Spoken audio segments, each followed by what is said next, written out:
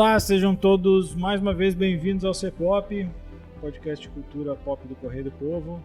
Sejam mais uma vez bem-vindos e agora sim, pela última vez em 2023, né, Márcio Gomes? Tô comendo babala aqui, então vou falar rápido aqui agora. Tudo bem, Carlos? Tudo bem. Já passa pra Maureen dar um oi aí também. Tudo bem, Maureen Xavier? Não estamos falando de zumbi, nem de médicos, mas Maureen Xavier está aqui mostrando ser polivalente. Não sou uma pessoa de uma nota só, como se diria, né? Mas sim, estamos encerrando aí o ano e aquilo que promete ser uma boa discussão. A gente, eu e o Márcio tinha pensado em... A gente tinha 3 possíveis pautas. Uma era o filme dos Mamonas, mas acabou que ele vai estrear só depois da gente estar gravando esse programa. A segunda pauta era o Maestro, filme do Bradley Cooper, que entrou agora na Netflix. Mas aí a gente viu o Saltburn, que era um outro filme aí que também tá meio hypadinho e tudo mais. E conversando aqui com a Maureen e com o Márcio, a gente chegou com a conclusão de que esse filme daria uma discussão melhor do que o Maestro. Já dou meu spoiler aqui, eu acho que o Maestro é melhor, bem melhor. Mas eu acho que o Maestro não é um filme que pode gerar tanta discussão quanto o Saltburn. Que não chega a ser um filme ame ou odeio, mas talvez seja algo mais perto disso, assim. Odeio chamar de polêmico, até porque eu não acho que ele seja polêmico, mas a gente vai discutir isso também.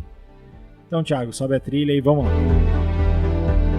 Bom, Saltburn estreou, já tinha uma rápida passagem nos cinemas, nem sei se aqui no Brasil chegou a entrar, né?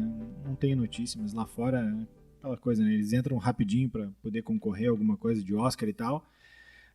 Aqui estreou no Prime Video, é o segundo filme, como muito falado no trailer, é o segundo filme da diretora Emerald Fennell, que é a mesma que já fez Bela Vingança, aquele filme com a Carey Mulligan, que ela vai se vingando literalmente vai se vingando de vários homens que aparecem no caminho dela, né? O título em inglês não tem muito a ver com isso, né? Que era Promising Young Woman, né? Filme que ganhou o Oscar de roteiro, inclusive. Enfim, é um filme que veio bem propagandeado aí. O trailer já deixava claro que era um filme que ia ser bem pop, assim, tanto no visual quanto talvez na temática. Vamos lá, o elenco é o Barry Keoghan. Me deu trabalho aqui de ver como é que se pronuncia, né? Esses nomes irlandês ou escocês, acho que é irlandês, né? Ele é um cara que já tá aparecendo bastante aí. Ele era um dos Eternos, filme da Marvel, e ele tá naquele Banshees de Inisherin, né? Também já foi indicado ao Oscar e tudo mais. Tem um buzz aí de que ele poderia voltar a ser indicado pelo papel do Oliver Quick, que é aqui nesse filme, no Saltburn. Eu vou me valer aqui da sinopse do IMDb para não correr riscos de spoiler, porque esse filme a gente vai ter uma discussão bem rápida para poder entrar nos spoilers, porque é difícil falar dele sem os spoilers. Então vamos lá. Tá aqui. Lutando para encontrar seu lugar na faculdade de Oxford, um aluno é atraído para o mundo de um encantador aristocrata que o convida para Saltburn, a enorme mansão de sua família excêntrica, para passar um verão inesquecível. O aluno, no caso aí, é o Barry Keoghan, que faz o papel do Oliver. O cara que ele se encanta é o Felix, vivido pelo Jacob Elord, que a gente já falou há bem pouco tempo aqui. Ele faz o Elvis no Priscilla e ele também é o cara lá do Euforia. Quem mais tem de conhecido no elenco, acho que conhecido mesmo assim, é Rosamund Pike, né? Que faz a matriarca ali, que é a personagem do Garoto Exemplar, talvez seja um... Se bem que tem agora um desses Roda do Fogo, né? Roda do Tempo, um desses 1000 seriados, tipo O Senhor dos Anéis, que tem aí, seriado de magia, que tem no Prime também. Como eu disse, aqui são 3 opiniões bem distintas hoje. Então, vocês preferem que a gente comece aleatório, de cima para baixo, de baixo para cima? O que vocês sugerem? Quem gostou menos fala primeiro, quem gostou mais fala primeiro. Então, quem gostou menos fala primeiro. Então, por favor, Carlos Correia. Opa, sou eu. Vamos lá. Por que eu gostei menos? Eu não achei o filme ruim, tá? Pra início de conversa. Eu achei ele pretensioso, é diferente. Eu gosto das atuações, gosto bastante, mais até do Jacob Elord do que do Barry Keoghan. Gosto também da Rosamund Pike, mas é um papel que se presta àquele tipo de atuação. Acho mais fácil esse tipo de atuação de fazer a louca, que ela é ali a matriarca meio desconectada da realidade, assim. Acho que ele é um filme pronto para ser polêmico. Não acho que seja a palavra ideal, mas vamos lá. Ele é um filme que ele berra por atenção o tempo todo, assim. De novo, eu não acho ele um filme ruim, eu acho ele ousado em algumas coisas, mas acho que o tempo todo ele faz as ousadias e parece que tá te olhando e dizendo assim, olha, fui ousado, né? Olha como eu sou ousado. Olha como eu fui legal aqui. Olha como eu sou esperto. Olha como eu tô fazendo. Olha isso aqui. Olha isso aqui, não vai virar a cara. Olha isso aqui que eu vou fazer agora. Essa cena todo mundo vai falar. E tem algumas cenas que elas fazem até, não é que elas não façam sentido dentro da história, elas fazem. Mas eu acho que o roteiro tem horas que ele parece ser mais profundo do que na verdade ele é, assim. Eu acho que ele não... Tem horas que me parece, e não é uma história que dá grandes saltos no tempo, assim. Ela é bem retinha nesse sentido, assim. É aquele tempo ali deles na faculdade e depois é o verão nesse castelo aí em Saltburn. Mas tem horas que pra mim me pareceu que cara, será que eu dormi algum pedaço, assim, eu perdi alguma parte porque o personagem muda tanto de uma cena pra outra, assim, cara, não... Depois na parte do spoiler eu falo um pouco mais sobre isso, mas não é que não vá fazer sentido, mas me pareceu tão estranho o filme inteiro que quando chegou na parte que em tese se explica, eu já tinha pego um pouco de ranço, assim. Acho o filme bonito visualmente, até fui ver quem era o diretor de fotografia e algumas coisas fizeram sentido. O nome dele é Linus Sandgren. É o mesmo cara e é um filme bem colorido, né? Bem colorido. E tem dois outros filmes que esse cara também foi diretor de fotografia que exemplificam bem que o estilo dele é esse, que é o Babilônia, desse ano, filme preferido aí do Márcio e da Mari, que eu odiei. E o La La Land também, né, que é outro filme bem colorido, esse eu gosto bastante. Então, pra mim é isso, assim, ele não é um filme ruim, mas ele é um filme que quer ser vendido por um preço que não é o dele, assim, é um imenso Balenciaga, a marca aquela que faz uns tênis velho e cobra uma Babilônia, não é, né, a Mari me faz com a cabeça aqui que é, tem uma marca aí de chique de roupa que faz umas roupas torta de horrível, mas bota a marca lá e vira uma Babilônia. Então, pra mim esse filme é um pouco isso, assim, eu acho ele meio supervalorizado. Eu agora. Eu não vou defender o filme, assim, o Maureen acho que vai fazer isso. Mas eu tô fico um pouco mais no meio em relação à opinião do Carlos sobre o Saltburn. Eu acho que ele pesca várias referências de coisas que as pessoas estão consumindo agora, e eu tô usando essa palavra consumir de uma forma não aleatória, assim, ela vai fazer sentido depois. Por exemplo, ele não só pega autores de Euforia, como pega algumas das questões que são abordadas na série, assim, a questão da juventude desvairada ali, né? A questão de drogas até aparece pouco, mas aparece no filme. E essas conexões entre eles, assim, como eles se relacionam. Enfim, é um filme pra galera mais jovem, né? Ele também faz uma sátira em relação a classes mais abastadas, né? Aristocracia, elite. A gente pode pegar aqui, que a gente falou bastante de Succession esse ano. E eu acho que ele também navega nesses mares, assim. Mas mais do que isso, ele usa da polêmica, eu acho que para poder explicar um pouco a história e as motivações de cada um ali. Depois, quando a gente falar mais especificamente das cenas, acho que vai fazer mais sentido, assim. Mas o personagem principal ali, no caso o Oliver, acho que é o Barry Keoghan, mostra ele primeiramente se fascinando com aquele universo no qual ele quer tanto participar, né? Quer tanto se inserir. E quando ele entra naquele universo, ele não quer sair mais, assim.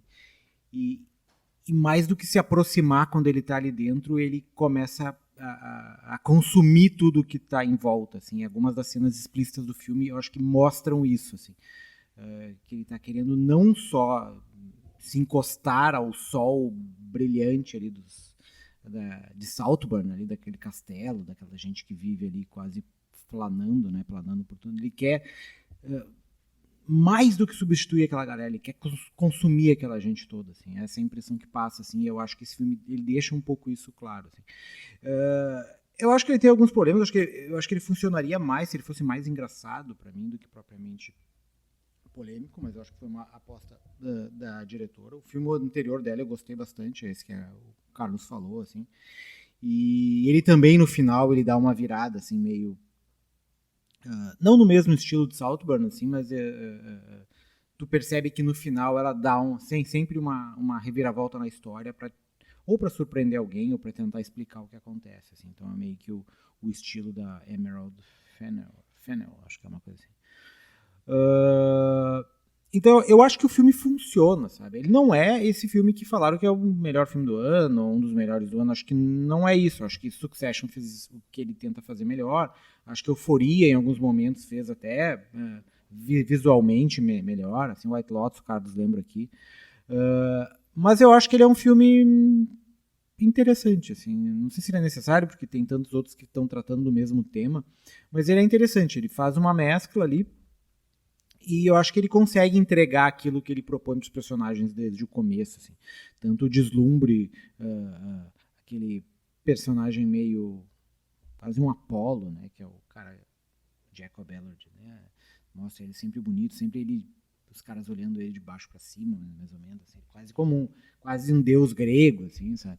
E eu acho que isso faz parte dessa sedução, assim, do que aquele outro personagem que não tem essas características físicas e nem a grana que o cara tem, faz o possível para tentar se aproximar daquilo ali, mais do que ser aquilo ali. Enfim, eu acho que no final a história é até um pouco coerente, embora é um final que todo mundo meio que mais ou menos antecipa, assim, à medida que as coisas vão se desenrolando, né? Embora não deixe muito claro como é que algumas coisas aconteceram.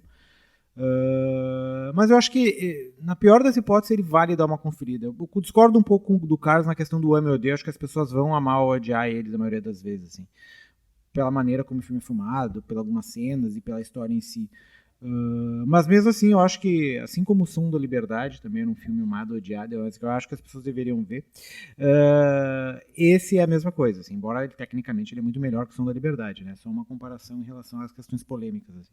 Eu acho que as pessoas deveriam ver, assim, é um filme interessante que, né, não é por acaso que a gente resolveu discutir ele, e não o Maestro, que eu concordo com o Carlos, que é um filme bem melhor, que tem algumas coisas para se discutir sobre relação, mas são coisas que a gente já discutiu anteriormente em outras vezes, assim. Eu acho que esse traz alguns elementos um pouco diferentes, assim, pra gente colocar na mesa.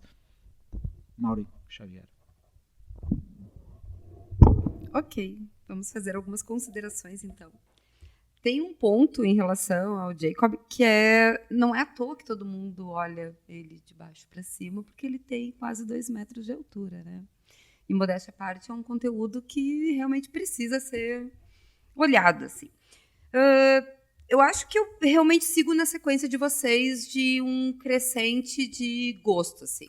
Eu acho que ele não é um filme polêmico, eu acho que ele é um filme provocativo.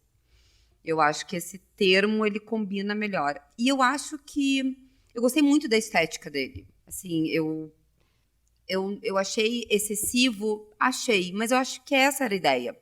Era ser esse excesso até para te fazer até um pouco de uma contradição com o Succession, que foi aquela coisa de os tons pastéis, os tons cinzas. Ali não, ali é outro tipo de riqueza e outro tipo de nível de esbanjar, mas também de uma sociedade snob, enfim. Vai, Márcio. Só para complementar, não gosto de interromper, mas só para complementar, acho que a diferença, assim, Succession é uma riqueza, uma elite cool, né, esteticamente elegante e tal, e essa é mais aquela aristocracia decadente, assim, né, vive num castelo, assim, meio que jogado num canto, meio que isolado, assim, aquela coisa meio britânica mesmo, do século passado, assim, retrasado.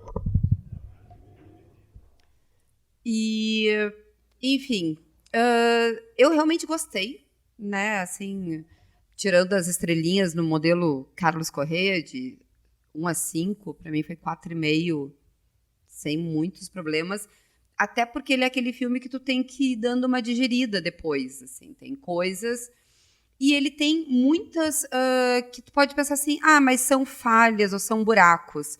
Eu acho que tem alguns buracos que são bem propositais, assim, e que ele é para te deixar em aberto, porque não é para te mastigar e te entregar tudo. O próprio Bela Vingança, se eu não estou enganada no nome, cara, eu achei sensacional aquele filme, assim, ele também tem esses momentos, e eu acho que em alguns pontos ela foi bem menos ousada naquele filme, e ela aproveitou nesse para poder representar, porque eu acho que, assim, a gente não vai entrar nesses detalhes todos agora, mas quando tu vai ver o universo do Oliver, ele fica muito clara as diferenças, assim, de postura, de conteúdo e tudo mais. Eu achei o roteiro extremamente correto, assim, eu achei que não teve nenhum problema. Ele te dá algumas coisas, outras ele não te dá, e eu não vejo nenhum problema nisso, levando em consideração do que era. Tem algumas cenas que eu achei sensacionais, assim. Então, eu acho que ele me ganha. Eu entendo a parte de ser... de ter essa coisa de querer chamar atenção, e os cortes para as redes sociais, que eu também acho que está dentro da proposta atual. O que antes, no passado, se tinha trailers para te ver um filme, hoje tu tem que também sair do cinema, tu tem que sair da tela e ser vendido e circular em outros ambientes. Então, eu realmente gostei, gostei de odiar algumas cenas, gostei de odiar algumas coisas, e isso para mim me valeu, assim, como um todo. Enfim, eu gostei muito do filme, realmente. Vai, Carlos. Agora vamos falar da cena da banheira, que é o que importa, né, Carlos Corrêa? Thiago, dá o sinal de spoiler aí, pra gente poder falar com mais calma.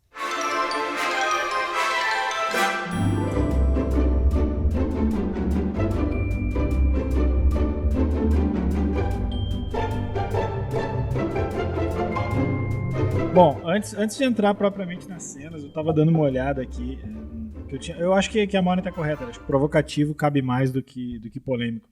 Mas eu achei engraçado. Eu fui ver no site do Metacritic, que é o agregador de críticas e tal. Ele tá com a média 61, até aí ok. Mas o que eu achei engraçado é que eu me valho assim, dos veículos mais conhecidos. Porque tem vários aqui que, enfim, não são tão relevantes, não são tão conhecidos. Mas vamos pegar aqui, por exemplo, a Entertainment Weekly, que é uma revista bem conhecida de variedade, cinema e tudo mais. Ela deu nota 10 pro filme. Ela deu nota 10 e o texto tá... Eu vou tentar fazer uma tradução em tempo real, vai sair meio errado, mas vamos lá. Não é um filme para ser atingido o coração, mas ele é visceralmente... Putz, não vou saber isso aqui. Compelling, Não. É uma frase muito complexa para o meu inglês em tempo real. Mas, enfim, ele aponta muito mais para um lado da luxúria e chama isso como o grande acerto do filme. Assim, a estranheza dele é proposital, que nem a Maureen disse, e até aí todos concordamos. A Entertainment Weekly acha isso o grande achado do filme. Aí eu rodo mais para baixo e eu vejo que o New York Times, que é já um jornal, crítica de cinema do New York Times é conhecida por ser mais rígida, em vez de dar nota 10, deu nota 3. E aí a crítica do New York Times é mais ou menos o seguinte: Saltburn é um tipo de constrangimento que você aguenta por 75 minutos, não por 127. Ele é muito desesperado, muito confuso e muito, de novo, na tradução não literal seria muito desesperado por agradar, assim, to please. Então, eu tendo a concordar mais com isso, assim, dessa tentativa de fato querer sempre agradar. Eu fiquei pensando depois algumas coisas no roteiro. Eu não sei se são furos ou não sei o quê, porque daqui a pouco talvez eu teria que rever para prestar mais atenção e eu não tenho nenhum plano de rever esse filme em breve. Mas o seguinte, eu acho que fica claro pra gente aqui que agora a gente já tá na parte dos spoilers, né? Estamos na parte dos spoilers, então assim, o final do filme vai se mostrar que foi tudo um grande plano dele o tempo todo pra ficar com Saltburn, isso aqui. Só que aí a gente pode discutir isso também. Porque assim, pra mim é bastante claro que ele é realmente apaixonado pelo Felix. Ele não é um golpista. Ele era realmente apaixonado pelo cara. E a partir daí tem algumas coisas que pra mim elas não fazem tanto sentido assim. Ele parece aquele cara que ele estava pronto para todas as situações que fossem acontecer. E pra mim a virada que me incomoda no filme é quando ele passa do cara que tá mais ali ingênuo, e ele até poderia estar fingindo essa ingenuidade, para o momento em que ele tem um encontro com a Venetia, né, que é a irmã do cara, eu sempre vou falar Jacob, do Felix. E ali ele vira um encantador de cobras, assim, ele conquista a guria sendo agressivo com ela ali. E assim, é uma cartada que ele dá que parece que ele já sabe, assim, ele tem um manual de como chegar na guria. E depois ele tem um manual de como desvendar a mãe. E depois ele tem um manual de como desvendar o primo. Me parece muito fácil, assim, cara. A mim não desceu isso tudo, assim. E para finalizar, assim, é tudo um grande plano e tudo mais. Ele, enfim, a gente vai discutir aqui com o Márcio se ele queria de fato, já estava tudo pensado naquilo ali, porque quando ele mostra lá no final que ele furou o pneu da bicicleta do cara para ele poder ajudar o cara, bom, aquilo ali no roteiro me dá um sinal de que ele já estava com tudo pensado. Mas ao mesmo tempo, e ele é bem apaixonado pelo cara, né, que a cena da banheira mostra, e depois a cena da cova também mostra, não impediu ele de matar o cara. Então, pra mim, esses ruídos no roteiro me incomodaram, assim. Não vou atuar aqui como advogado de defesa da diretora, que nem tô ganhando pra isso, assim. Mas,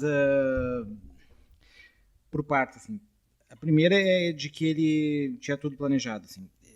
Isso não fica claro, mas eu acho que é proposital, e eu acho que ele não tinha tudo planejado. Tá? Ele tinha planejado tudo aquilo ali pra entrar no círculo de amizades do cara. Então ele furou a bicicleta, para conseguir se aproximar do cara e fazer com que o cara, porque ele sabia que o cara era um cara que tinha essa postura meio benevolente de, né, ajudar os menos favorecidos daquele ambiente ali, né? Então ele faz isso, aí quando ele vai pagar o dinheiro, vai pagar os drinks lá, ele diz que não tem dinheiro, daí o cara vai lá, ajuda ele e paga pra ele, enfim. Agora, no momento que ele entra em Saltburn e ali dentro ele começa a navegar naquele universo, aí eu acho que as coisas vão acontecendo e ele vai reagindo daquela forma que é a maneira que ele tem para não apenas se aproximar dos caras, mas para se tornar aquela gente ali, né? A ideia é ele se tornar aquilo tudo ali. Quando diz que ele é apaixonado pelo Felix, eu não acho que ele seja apaixonado pelo Felix, ele é apaixonado pelo que o Felix representa, assim, por toda aquela aura que ele tem e pela aura que Saltburn tem. É isso que ele é apaixonado. E por isso que eu acho que ele chega na Venetia também ali, porque é uma ideia de se aproximar de todo mundo que tem ali. Tanto é que ele se aproxima do cara, tem desejos em relação ao cara, tem desejos em relação à guria e também no final em relação à mãe. Então, com exceção do pai, ele passou o rodo em todo mundo ali, né? E tem o primo também, mas o primo é mais... Ali o primo é jogada, o primo é uma jogada, eu acho, assim. Mas em todo... Tanto que a forma que ela mostra, ela podia mostrar isso com ele fazendo sexo normal com as pessoas. Mas não, ela mostra de uma forma mais visceral, que tem sim a questão de chocar, mas tem a questão que eu falei antes de consumir aquela gente toda ali. Ele tá consumindo o Félix quando ele usa o lance da banheira. Ele tá consumindo a irmã dele quando ele faz aquela cena e sai todo ensanguentado, que diz, eu não me importo que tu tá no teu período. Então, tipo, tem esse sentido de que ele querer consumir, quase como um buraco negro que suga tudo, assim. Essa é a ideia do cara, do tal do Oliver, assim. E é por isso que eu acho que ela traz o filme dessa forma. Talvez essa coisa de ser muito fácil dele se aproximar, por ele ter aprendido a não navegar, mas eu concordo contigo, eu acho que talvez poderia ser um pouco mais trabalhada essa parte, mas, enfim, o filme tem 2 horas de filme, né? Não é se fosse uma série, talvez fosse um pouco, tivesse um espaço um pouco maior. Mas é isso, eu acho, do que a gente discutiu até agora, assim. Depois eu tenho mais umas outras para falar, mas eu vou deixar a Maura aqui. Eu acho que essa palavra, que eu já tinha falado antes, e ela, para mim, fez muito mais sentido. Ele literalmente devora todos eles, assim. Eu concordo muito com o que tu falou, Márcio, nessa história de... Sim, eu acho que ele tinha um plano.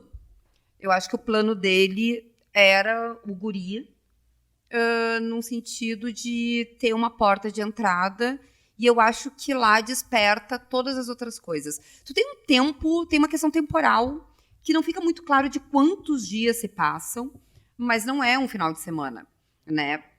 Oi? É uma temporada de verão, mas assim, uma temporada de verão, ela permite que tu vá avançando. Se a gente parte do pressuposto da vida que ele vem, agora que nós aqui estamos, quando ele é revelado, principalmente para nós, público, que, na verdade, ele nunca veio de uma família não abastada, que ele nunca teve nenhum sofrimento, que aquilo ali era tudo um personagem, cara, ali é o ponto, na minha opinião, de virada de tudo que ele veio, que ele apresentou para nós até aquele momento. Aquela visita naquela casa com cerquinha, aquela casa sem graça no sentido de dizer a mudança de cenário, né? Tu tem todo aquele excesso, aquelas cores, né, da falência britânica, como tu falou, da realeza, por uma vida pacata, por uma vida normal. Quer dizer, é um pouco dessa parte do que ele não quer ser, né? Ele não quer ser aquilo, e vários momentos ele deixa pistas disso, né? De o quanto ele não quer ser apenas mais alguém. E tem uma parte que eu acho que, para mim, é um detalhe do roteiro, que aquilo ali, para mim, fez muito sentido. Que é uma discussão que ele está tendo com a irmã, e ela diz que ele só gosta de ti porque tu representa a realidade que a gente não tem. Porque, tipo, nós temos tudo que a gente quer. Então, a gente pode ter qualquer coisa, a gente manda em quem a gente quiser, a gente decide o que a gente quer, a gente expulsa as pessoas da nossa vida, a gente bota elas na nossa vida conforme a gente quer, a gente suga elas, e ele vem e traz exatamente o contrário. Então, ele tem uma parte muito mais simbólica, ele como um personagem dentro dessa estrutura, quase como se fosse um vírus dentro de um corpo humano que vai matando, literalmente, todo mundo. Assim, literalmente, porque realmente, né, tem as mortes, mas vai matando, vai secando, vai definhando, enfim. E ele vai consumindo isso para se crescer, né? Quer dizer, ele entra lá como um guri que não era pobre, né? Ele só era, enfim, mediano, para a gente dizer um termo, e que sai de lá como o grande rei, assim, né? Então, assim, para mim, aquele discurso me mostra que, sim, eu acho que ele tinha mais coisas preparadas, assim, tipo, mais coisas no momento que ele teve que estudar ele, e principalmente quando ele entendeu rapidamente o que os outros precisavam para chegar. E tanto que ele não consegue chegar no guri, no primo lá, vamos dizer assim, estava lá agrupado e não sei mais o quê, e ali ele só conseguiu chegar pela chantagem sexual mesmo. Foi a única maneira que chegou, porque o outro conseguiu ver ele muito mais rápido do que todo mundo, na minha opinião. que vê ele de cara é o mordomo, né? O mordomo, quando ele entra no negócio, o mordomo saca qual é a dele, assim. Por isso que tem aquela coisa, aquele estranhamento ali. Ele sabe que tu não pertence a esse universo aqui. Mas, assim, todas as críticas que eu tenho lido falam que esse filme é uma crítica ao elitismo, à aristocracia. Eu acho que ele tem isso, tá? Até na maneira como ele mostra como é que as pessoas ali agem com as outras pessoas, aquele distanciamento, aquela negação da realidade. Ele tem isso. Mas acho que a principal crítica, que é o que tu falou ali um pouco, é uma crítica à classe média, assim. Né? Claro, a classe média britânica, né? Ele é classe média britânica, não é uma classe média nossa, quem mora numa casa maior do que a maioria das pessoas da classe média que mora, mas é uma crítica a esse extrato mediano, assim, que é fascinado por essa classe que fica acima, né? Que é a gente já viu um pouco do fascínio do Succession, a gente conversou isso no episódio, é um pouco esse nosso fascínio com essa galera, assim, que né, esses mega ultra milionários. E esse filme mostra um pouco o fascínio dele em relação a isso. E não só ele tá fascinado, como ele consegue conquistar tudo que aqueles caras têm no final do filme. E é um pouco por isso que eu acho que mostra aquela cena no final dele dançando pelado pela casa, que é ele dessacralizando todo aquele ambiente ali, né? Quando ele entra na casa, tá o Felix mostrando cada quarto, assim, ó, aquela coisa meio, ó, esse é o quarto azul, essa é a biblioteca, esse é não sei o quê. Então aquela coisa meio formal, ele vai entrando naquele ambiente meio, não é bem sagrado, mas aquele ambiente meio imponente, assim, né? E no final ele tá dançando pelado naquele negócio ali, quer dizer, essa porra é minha e, tipo, eu vou dançar pelado aqui. Então, ele traz essa... Vai, Carlos. Mais de uma vez ele poderia usar essa frase, né? Essa última cena também, para mim, ela talvez descreva um pouco o que me incomoda no filme. Eu acho ela necessária, eu acho que ela fecha bem pro que se propõe, mas ela também não sabe a hora de acabar, né? Tipo, ela é uma cena que tu entende ela com metade do tempo dela, mas ele continua ali, tipo, ó, vamos mostrar aqui, agora vamos mostrar mais. Porque, enfim, é um homem pelado dançando, nossa, que chocante. Vocês estavam falando ali bastante do Succession. Nunca que a família Roy seria enrolado por esse cara. Porque eu acho que tem um pouco disso que a gente estava falando, e acho que o White Lotus brinca mais e melhor com isso, assim. Do rico, às vezes, ser sempre meio que o vilão da história. E nesse caso, a satisfação do público é ver o rico se fudendo, porque eles são muito burros ali, cara. Todo mundo é muito burro, cara. E é uma coisa desconectada da realidade. Tanto que ele chega lá e a personagem da Rosamund Pike diz assim, que bom, eu tenho alergia a feio. Tipo, é só alguém olhar a cara desse menino, né? Ela já estaria se coçando. Mas enfim, aí é subjetivo. Mas que eu digo assim, é só tipo muito rico para chegar e dizer uma barbaridade dessas. Mas assim, todo mundo ali cai muito, para mim o que me incomoda é todo mundo cai muito fácil no papo do cara, não é um papo elaborado. E aí o problema não é o cara, o problema é que o roteiro em nenhum momento ao longo do filme me mostra que esse cara é elaborado o suficiente para fazer aquilo ali. Lá no final mostra que estava tudo planejado. Cara, tem 2 horas de filme, vocês esperam que durante 1h50 vocês me mostrem um personagem aí com uma cena eu tenho que engolir tudo que vocês falaram? Sabe? Pra mim não fecha. O roteiro, o tempo inteiro, ele não me mostra esse cara super inteligente, sabe? Ele, pelo contrário, ele me faz ficar incomodado com a mudança de nível do personagem de uma cena para outra, assim, cara. É um nível de leitura dos outros ali meio absurdo. Assim, é como se ele tivesse o poder de só olhando já sacar qual é o ponto fraco de cada um, assim, muito rápido. É muito rápido isso pra mim, assim. E mais do que ser muito rápido, o roteiro não mostra isso. Então, pra mim, o que me incomoda é isso. Gosto das interpretações, de novo, gosto do visual, acho legal o fato de ser provocativo. Não vejo problema nas cenas provocativas, né? A gente até não falou muito da cena da banheira, que é o que eu li que a banheira faz, né? Ele e a banheira fazem nesse filme o que o Timothée Chalamet e o Pêssego fizeram no Me Chame Pelo Seu Nome. Mas o que me incomoda é esse roteiro que ele pra mim, né, na minha opinião, ele passa uma impressão de ser um negócio muito profundo e ao mesmo tempo não é. Ele é bem raso e ele parte do pressuposto que tu vai cair em qualquer papinho, assim, cara. Então,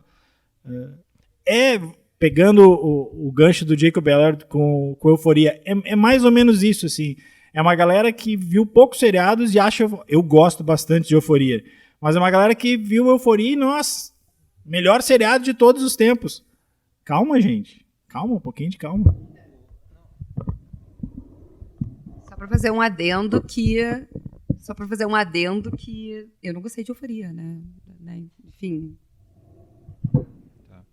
Não era uma crítica pra mal. Era no geral. Clima tenso entre os brothers aqui. Não, só lembrando que o Timothée Chalamet, ele não vai comer o pêssego, né? Quem quer comer o pêssego é o canibal, assim, né? Ainda bem que foi o pêssego pro Chalamet. Ainda bem que foi o pêssego, né? Depois a história provou que podia ter sido ele mesmo. No caso ali a gente tem que falar, a gente tá falando da cena da banheira, pra quem não viu o filme e tá ouvindo esse podcast, a cena da banheira é uma cena em que o Felix tá na banheira ali, se masturbando na banheira, sai da banheira e o Oliver entra lá na banheira e lambe a banheira. Enfim, essa é a ideia. Enfim, vocês entenderam, né? O pessoal está sendo mais explícito aqui. Então essa é a cena tão famosa da banheira que eu acho que ela funciona. Para mim, ela funciona pela lógica do filme. A questão do que o Carlos falou, do fato dele ser muito... Deixa eu só aproveitar. Essa cena, para vocês, não indica que ele é apaixonado pelo cara? Acho que não, acho que é outra coisa. É outro tipo de... talvez tenha um desejo sexual ali, mas não é a questão do amor, assim, a questão não é do cara, é do tudo ali, entendeu? O cara representa Saltburn, assim, um pouco mais, ampliando um pouco. Sobre ele identificar as coisas, acho que, como eu falei, eu acho que se fosse um filme maior ou uma série, acho que poderia deixar esses elementos um pouco mais claros, assim. Mas me parece mostrar desde o começo ali que ele é um alpinista social, assim, aquelas pessoas que escalam, né, altos escalões, assim, justamente identificando essas brechas, assim, e se aproximando de pessoas chaves, assim. E é o caso dele ali, tipo, ele começa em Oxford ali como? Chegando ali e sendo meio que excluído porque ele era o cara mais pobrezinho da universidade, junto com outro cara lá, que é um nerdzinho, um matemático. Daí ele fica meio que amigo desse cara. No momento que ele encontra a brecha para entrar no universo do Felix ali, dessa galera que depois vai para Saltburn, ele já larga o cara de mão e já vai para lá. No momento que ele entra dentro da casa e ele vê que a brecha para ele entrar na família é através da guria, ele vai na guria. Sabe? E daí depois que ele é expulso de lá pelo marido e que a mulher ressurge, ele vê que a forma dele retornar para lá é a mãe, a matriarca, ele vai na matriarca, porque essa é a ideia dele, assim, tipo, identificando oportunidades e brilhando através dessas oportunidades, assim. Isso é bem comum, assim.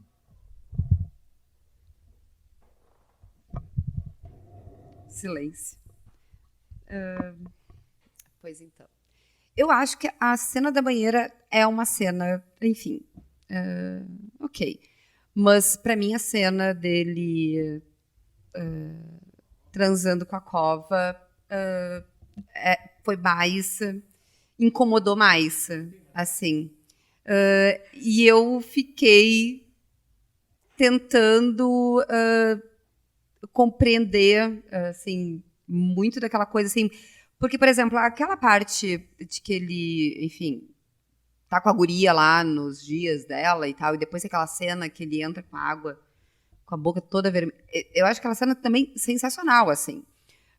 E uma parte é a questão da provocação e outra coisa é o que representa, porque aquilo ali é a ausência total de limite, é a ausência total de como eu vou fuder vocês. E daí tem a cena da cova no final. Que eu fiquei pensando assim, quem ele estava realmente fudendo naquele momento, né? Desculpa, pobre do quem está ouvindo.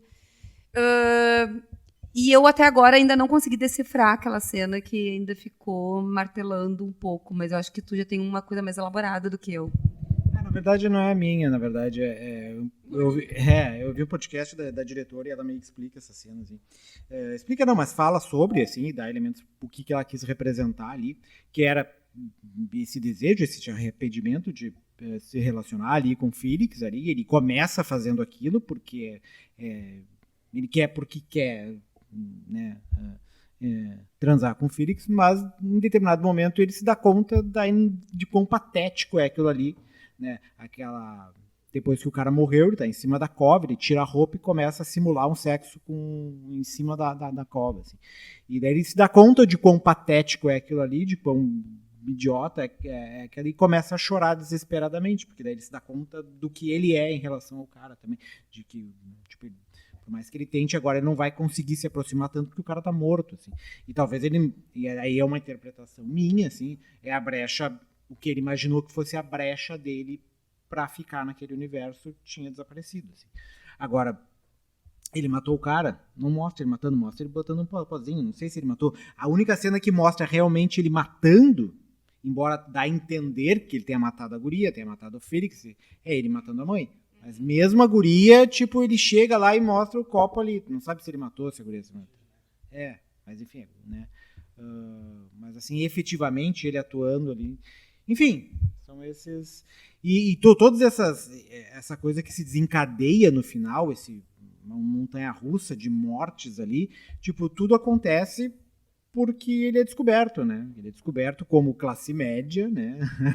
Ele não é pobre, ele é classe média, ele é descoberto, então ele vai ser expulso daquele universo, né? Ele tenta reatar durante a festa ali com o cara, mas à medida que a festa anda, ele vai tendo vários indicativos de galera dizendo pra ele, tu não é daqui, vaza, tu não é daqui, tu não faz... Né? Vou te interromper, porque tem aquela cena sensacional deles cantando parabéns. Tipo assim, um monte de gente na festa, todo mundo cantando parabéns, parabéns pra você. Cara, aquela cena é sensacional, por sinal.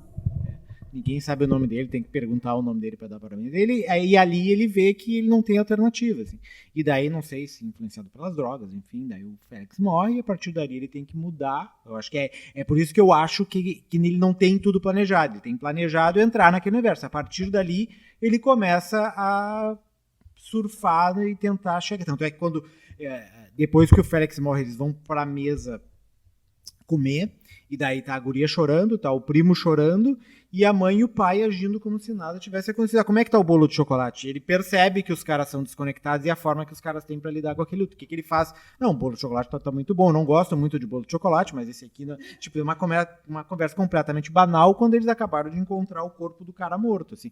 Então ele consegue encontrar o corpo do cara morto e o corpo tá passando num carrinho atrás da sala. Ele nota isso e daí ele se adapta àquele ambiente, porque ele precisa se adaptar ali para continuar sobrevivendo ali. Tanto é que ele fica durante muito tempo ali, até depois que a guria morre, até que o cara chega um momento e o cara vaza. Manda ele embora. É isso, Carlos Correia. Eu queria um Logan Roy pra cima desse guri aí. Mas enfim. Não, nunca será. Nunca será. Bom, vamos dar notinhas aí. A Maureen já deu as 4,5, eu dei 2,5, então falta só o Márcio aí. Eu dei 3,5, porque eu tinha visto Megan antes, eu tinha dado 3. Não sei onde é que eu tava com a cabeça, que eu dei 3 pra Megan. A boneca, eu dei 3 pra Megan. Eu dei 3 pra Megan, não sei porquê, eu acho que... Sei lá. E daí eu pensei, não, esse filme é melhor que a Megan, né? Eu vou ter que dar acima. Daí eu dei 3,5 pro Saltburn, assim. Mas eu acho que ele é um filme 3,5, não é um filme 4 estrelas, ele também não é um filme... Não acho... Tenho uma opinião sobre ele um pouco maior do que a do Carlos aqui, então eu acho que ele tá acima. Mas eu acho que 3,5 tá bom. O que deixa ele com média 3,5. Tá de bom tamanho. Mas eu acho o Megan mais divertido, pelo menos. Mas enfim, vamos para as dicas da semana, então.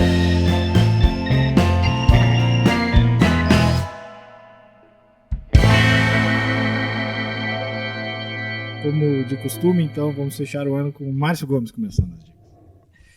Pois é, eu tô meio mal. Não é que eu tô mal de dicas, assim. É que eu tô vendo uma série, que é aquela For All Mankind, acho que eu já comentei aqui, dos astronautas, assim. Não vou dar de dica ainda, porque eu tô na 3ª temporada, a última temporada é a 4ª, eu não cheguei lá ainda. Em termos de filme, foram os que a gente viu. Posso dar a dica do Maestro, que a gente falou aqui. É um bom filme, acho que vale no Netflix, mas sabe se a gente em algum momento não vai falar sobre ele. Então eu vou dar uma dica de podcast aqui, já que para mudar um pouco. Que é o podcast A História do Rock and Roll em 500 Canções. É um podcast que está nos seus 100 e poucos episódios, obviamente ele vai ter 500, né? E ele fala sobre cada música e sobre as bandas ou os artistas que falaram sobre aquela música. Só que ele vai muito além da música, assim, ele pega o contexto, ele pega as influências, tanto é que às vezes a música ela fica para os 10 minutos finais do podcast, assim, e ele conta toda a história da banda, o que influenciou cada um. Então são episódios longos, são coisas densas com bastante informação, assim. Eu tô ouvindo, por exemplo, um episódio do Grateful Dead, que é daquela música Dark Star do Grateful Dead. O episódio tem 4 horas e meia. Então é denso. Só que para quem não tem paciência para escutar, tem a transcrição dos episódios ali no Spotify, então o cara pode ficar lendo ali em vez de ficar ouvindo tudo aquilo que não quiser.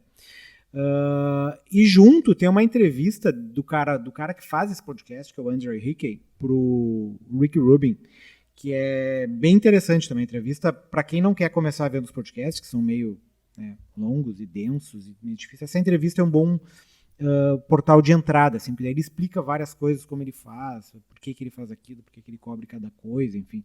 E durante a entrevista o Rick Rubin revela para ele, e eu não sabia disso, fiquei sabendo ontem quando eu vi a entrevista, que o podcast seria um dos podcasts preferidos do Bob Dylan. Então já cresceu ainda mais no meu conceito o podcast.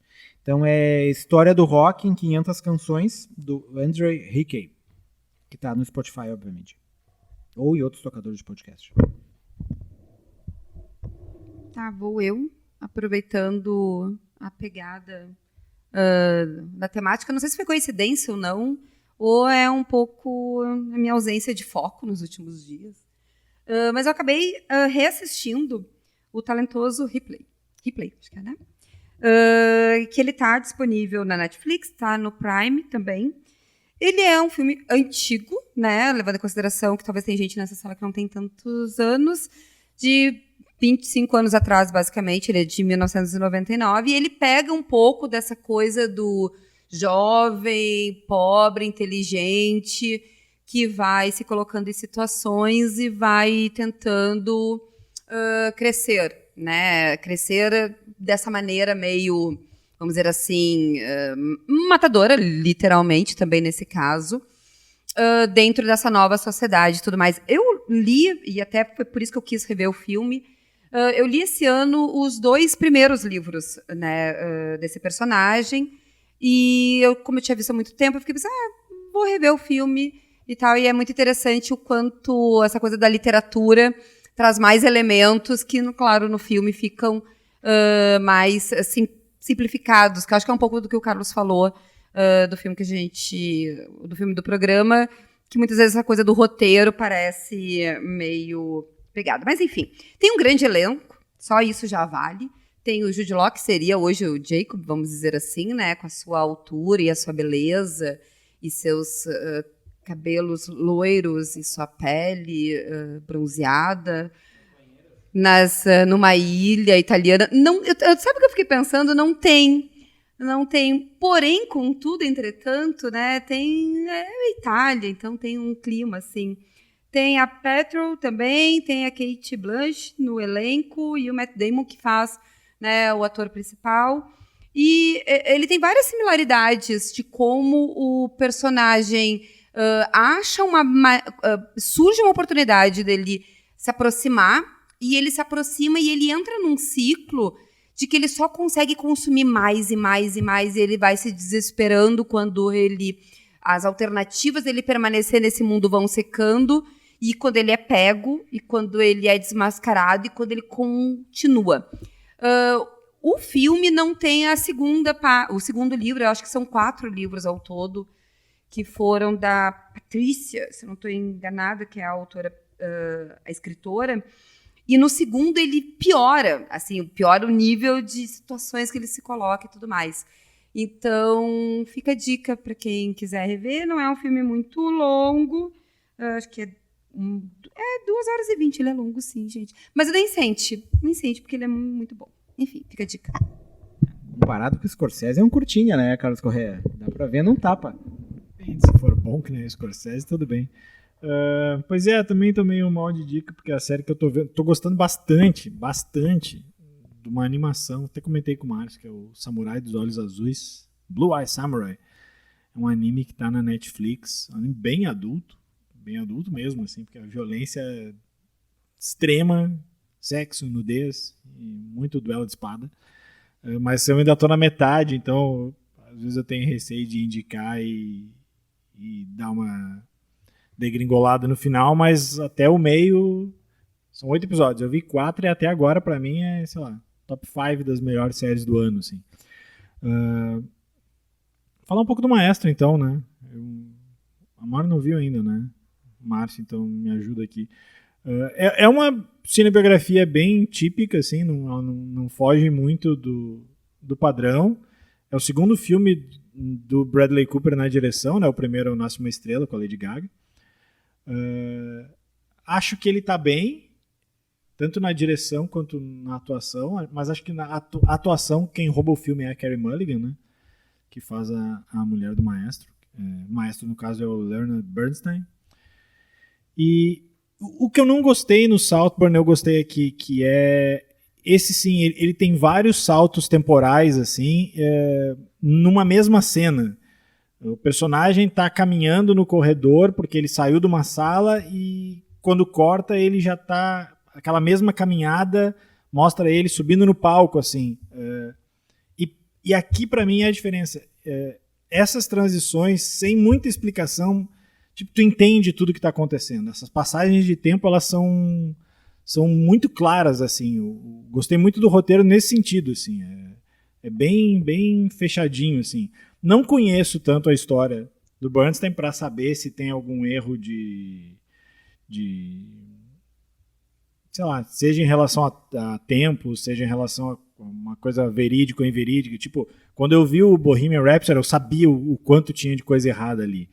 Eu não conheço tanto a carreira do Bernstein para saber disso, assim.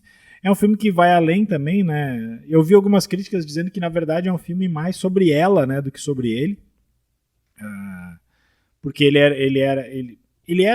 eles eram realmente um casal apaixonado, mas ele era um cara bissexual, então isso nunca impediu ele de ter trocentos mil casos ali, escondendo também dos filhos. Uma das filhas é a Mia Hawke, né? Quem viu Stranger Things aí. Enfim, eu achei muito bom o filme, achei fechadinho, achei emotivo no ponto certo, assim, forte quando tem que ser, assim, sabe usar a música clássica bem ali. Não é a coisa mais pop, né, fazer um filme sobre música clássica, mas eu gostei bastante do Maestro, assim, pra mim ficou... Eu até tava fazendo a minha lista de filmes, de melhores filmes do ano, assim, e podia ser algumas coisas do ano passado que eu não tinha visto ainda, e eu tinha posto... Ele estava em quarto lugar, porque eu tinha posto em terceiro o Pior Pessoa do Mundo. Mas aí eu fui dar uma conferida e o Pior Pessoa do Mundo é de 21, então ele ganhou um lugar do pódio aí. Mas tem alguns dias ainda até o final do ano.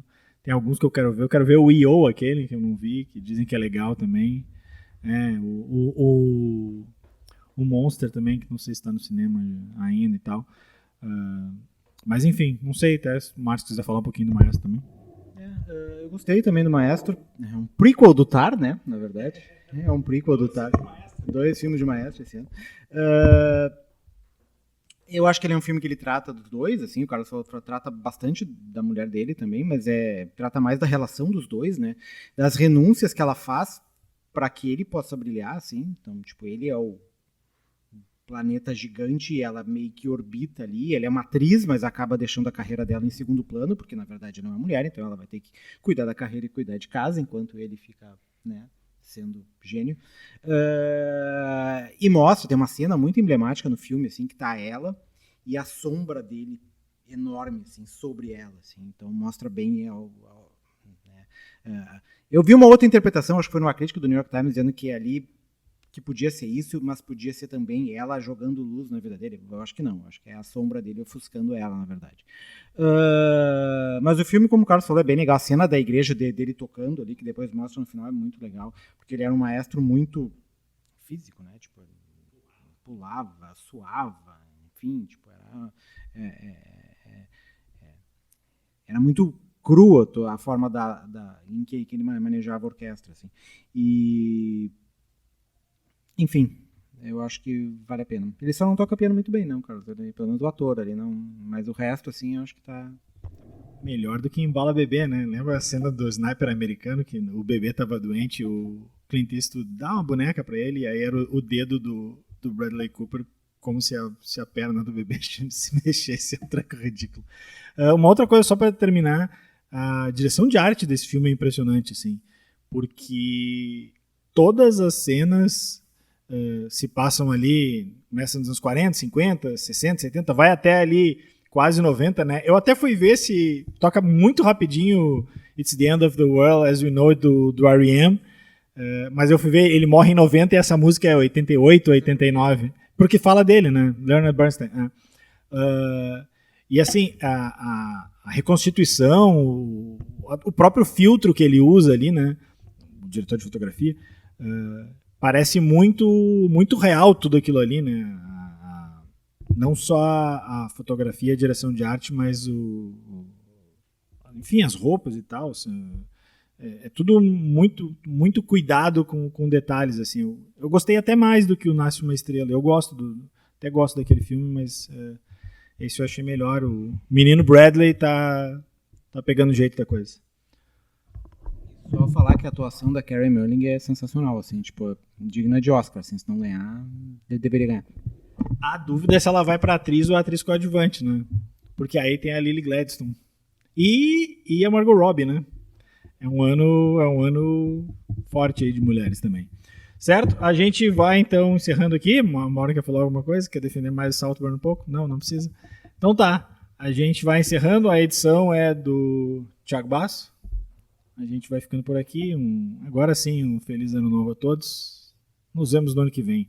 Talvez não nas primeiras semanas, né, Márcio? A gente vai tirar umas fériasinhas. Mas nos vemos em breve, certo? Um abraço. Tchau.